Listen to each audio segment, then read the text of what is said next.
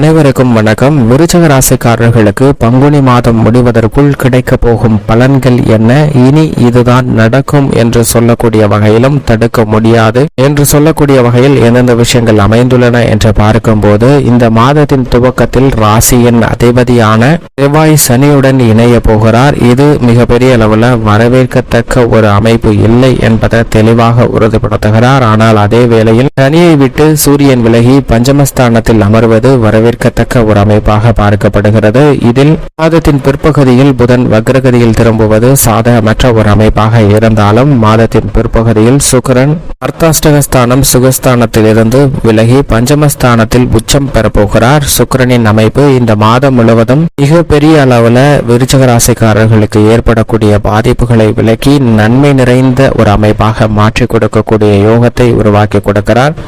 பங்குனி மாதத்தில் கிரகநிலைகளின் அமைப்பை ஆராய்ந்து பார்க்கும் போது இதுதான் நடக்கும், தடுக்க முடியாது என்று சொல்லக்கூடிய வகையில் பல்வேறு பலன்களை கிடைக்கக்கூடிய அமைப்பை சாதகமாகவும் சில சமயம் துரதிருஷ்டவசமாக சாதகமற்ற ஒரு சூழ்நிலையாகவும் அமைந்துள்ளன என்பதை தெளிவாக உறுதிப்படுத்துகின்றன. ஏனென்றால் இந்த தருணத்தில் மிகவும் வலிமை வாய்ந்த முழு சுபகிரகமான குரு தனது நட்பு கிரகமாக இருக்கக்கூடிய செவ்வாயின் ஆட்சி வீட்டில் அமர்ந்திருக்கிறார். இந்த மாதத்திற்கு பிறகு மேசராசியிலிருந்து ரிஷபராசிக்குள் நுழைய போகிறார். ஆனால் இந்த மாதம் முழுவதுமே மிகவும் வலுவாக தனது நட்பு கிரகமான செவ்வாயின் ஆட்சி வீடான மேசராசியில் வலுவாக சஞ்சரிக்கக்கூடிய குருவின் அமைப்பு காரணமாக நல்ல பலன்கள் நிறைந்து கிடைப்பதற்கான வாய்ப்பு நிச்சயமாக உருவாகிறது. ஏனென்றால் அவர் முழு சுபகிரகமாக இருக்கிறார். அவருடைய சஞ்சார காலகட்டத்தை நிறைவு செய்து வீரியம் பெறக்கூடிய இந்த தருணம் என்பது குடும்ப ரீதியாக எதிர்பார்க்கக்கூடிய பல மாற்றங்களை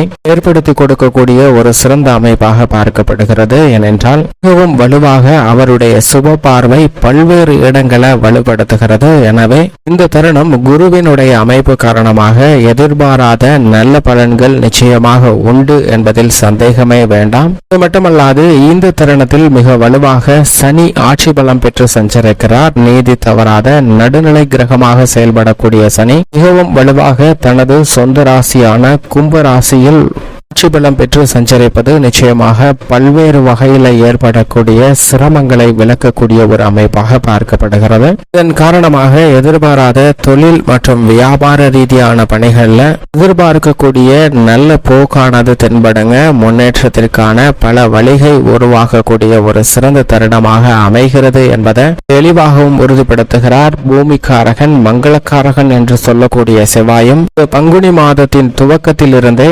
சனியுடன் இணைந்து சஞ்சரிக்க போகிறார். பொதுவாக கோல்சார விதியின் அடிப்படையில் சாதகமற்ற ஒரு அமைப்பாக பார்க்கப்பட்டாலும் கூட இந்த இணைவின் காரணமாக எதிர்பாராத சில நல்ல விளைவுகளும் நிச்சயமாக உண்டு என்பதை மங்களக்காரகனான செவ்வாய் உறுதிப்படுத்துகிறார். ஏனென்றால் மாதத்தின் முற்பகுதியில சுக்கிரனோடு இணைந்து சஞ்சரிக்க போகிறார். பிற்பகுதியில் சனி மற்றும் செவ்வாயின் கூட்டணியானது ஏற்படுகிறது. ஆனால் முற்பகுதியில நல்ல முன்னேற்ற வாய்ப்புகள் சுக்கிரமங்கல யோகம் உட்பட பல்வேறு விதமான நன்மைகள் நிறைந்து கிடைப்பதற்கான வாய்ப்பு உண்டு.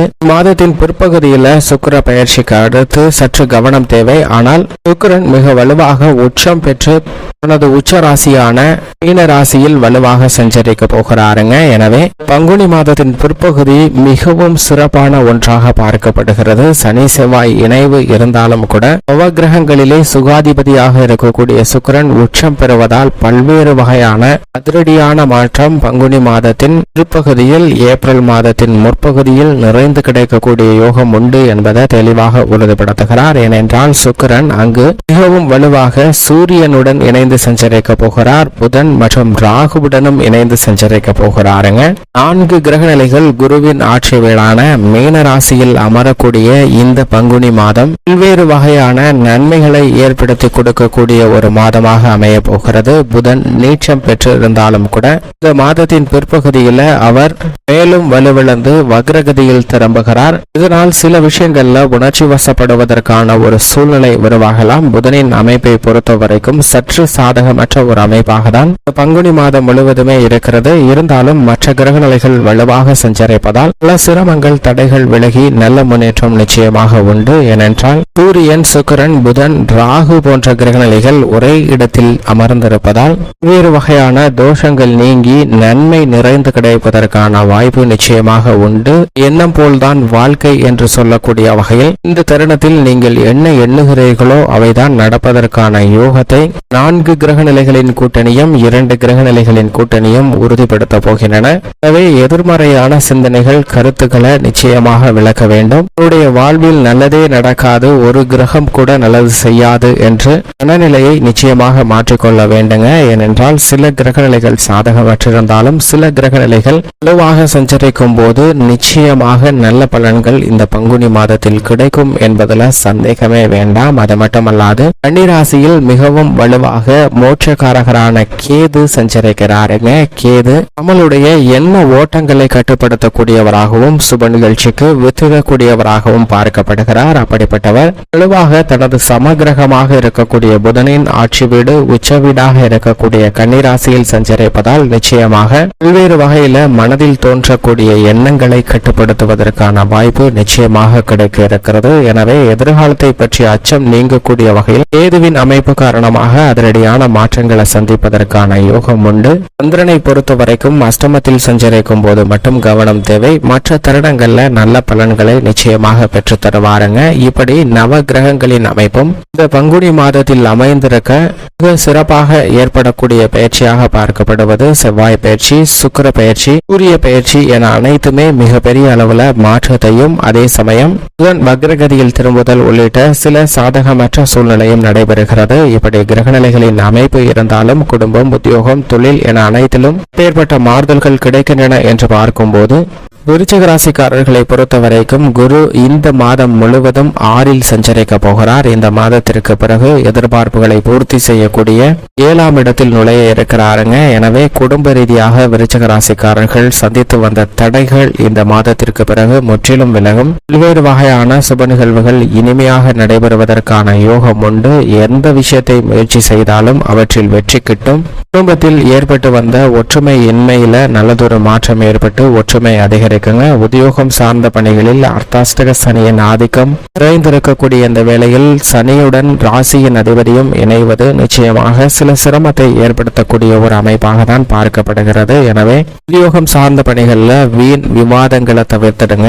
எதை செய்தாலும் எதிர்கால நலனை கருத்தில் கொண்டு முடிவெடுத்தால் நிச்சயமாக பல பாதிப்புகளை விளக்கக்கூடிய ஒரு தருணமாக பார்க்கப்படுகிறது. அரசியல் சார்ந்த பணிகளில் மிக சிறப்பான முன்னேற்றம் நிறைந்து கிடைக்கக்கூடிய ஒரு தருணமாக அமைகிறது. திட்டமிட்டபடி அரசியல் சார்ந்த பணிகளை மிக சிறப்பாக கையாளுவதற்கான யோகத்தை சுக்கிரன் மிக வலுவாக இந்த மாதம் முழுவதும் ஏற்படுத்தி கொடுக்கிறார். அது மட்டுமல்லாது மற்ற துறைகளை விட உச்சபட்ச வளர்ச்சி கலைத்துறை ரீதியான பணிகளில் நிறைந்து கிடைப்பதற்கான யோகம் உண்டு. ஏனென்றால் சுக்கிரன் கலைத்துறை மற்றும் அரசியல் துறையின் நாயகனாக இருக்கிறார். எனவே கலைத்துறை ரீதியான புதிய வாய்ப்புகள் மிகவும் அடுக்கடுக்காக கிடைக்கக்கூடிய யோகம் நிறைந்த ஒரு தருணமாக பார்க்கப்படுகிறது. தொழில் துறையிலும் சற்று கவனத்துடன் இருந்தால் எதிர்பார்க்கக்கூடிய புதிய வாய்ப்புகளும் புதிய ஒப்பந்தங்கள், ஆர்டர்கள் மற்றும் மத்திய மாநில அரசின் சலுகைகளும் நிச்சயமாக கிடைக்கும் என்பதில் சந்தேகமே இல்லை. மாணவர்களின் கல்வி சார்ந்த விஷயங்களில் நல்ல முன்னேற்றத்தை பெற்றுத்தரக்கூடிய ஒரு சிறந்த தருணமாக அமைகிறது. இந்த தருணத்தில் விவசாயம் சார்ந்த பணிகளில் சற்று கூடுதல் கவனமும் விழிப்புணர்வும் தேவை. ஏனென்றால் அர்த்தாஷ்டகஸ்தானத்தில் விவசாயத்துறையின் அதிபதியும் ராசியின் அதிபதியுமாக இருக்கக்கூடிய